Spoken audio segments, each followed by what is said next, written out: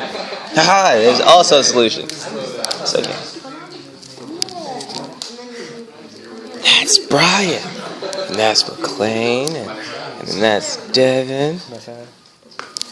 Hello. And that's Roger.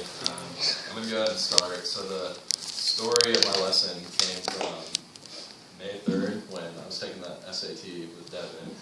And I had the terrible room right next to the window. So all I was doing is looking outside, seeing how beautiful it was. Yeah, suburbia's going on, and I'm taking the SAT. And so I get done, and I'm at home, and I'm like, it is beautiful outside, and why am I sitting in my house? So I text Devin, and I was like, what are you doing? And he says, I'm going fishing, and never fished before. So I'm like, Mom, do we have a fishing pole? And she's like, yeah, I actually almost threw it out, but it's in the attic. So I get it from the attic. Devin takes me fishing. Huge success. You want to tell him how many? About 0. Yeah. And then, so he says, all right, we'll give it another try. Let's go to the Plano pond. They restock the pond with fish. And so we go. Very successful. Tell him how many we caught.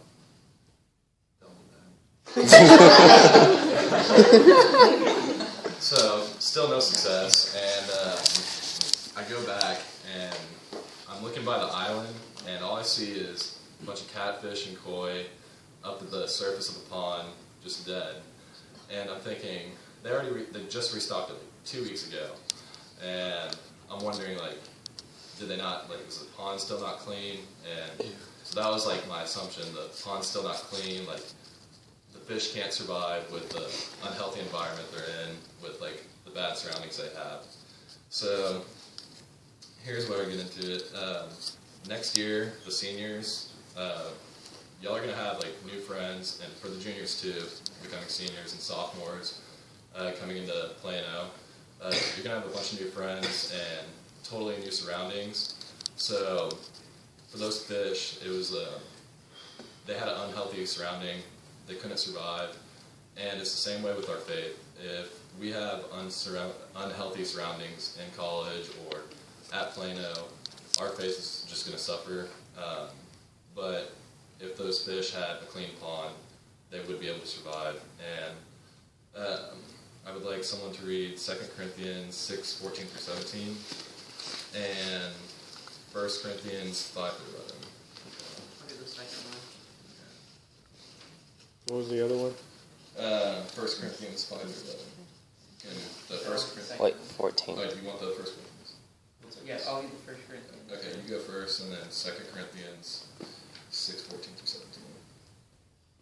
6:14. I have 14 through 17.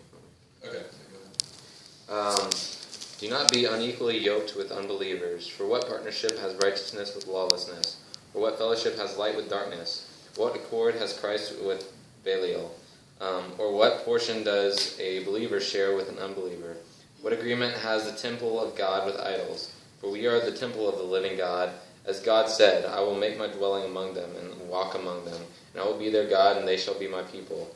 Therefore go out from their midst and be separate from them, says the Lord, and touch no unclean thing.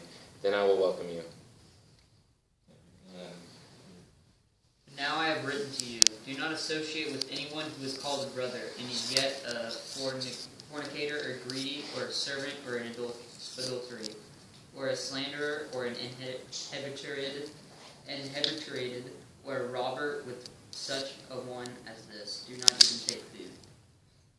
So in 2 Corinthians 1, Paul urges believers not to form binding relationships with non-believers and other unhealthy people, because this might weaken their Christian commitment. And so you're going to meet a bunch of people that are non-believers wherever you go, but this doesn't do note that Paul does say that don't isolate yourself from them, because those are the people we need to reach out to at the same time. But he wants he wants believers to be active in their witness for Christ, non-believers, which is the evangelist part. but they should not lock themselves into personal or business relationships that could cause them to compromise their faith. And believers should do everything in their powers to avoid situations that could ruin their morals and beliefs. So the fish, they lasted 2 weeks even in an unhealthy pond, but they couldn't have survived after that. Our faith is basically the same way.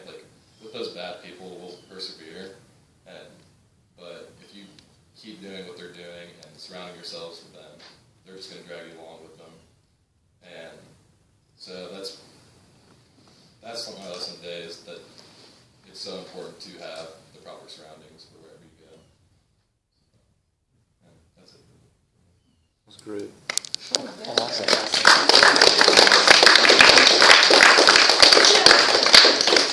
Michael, where can we do small groups?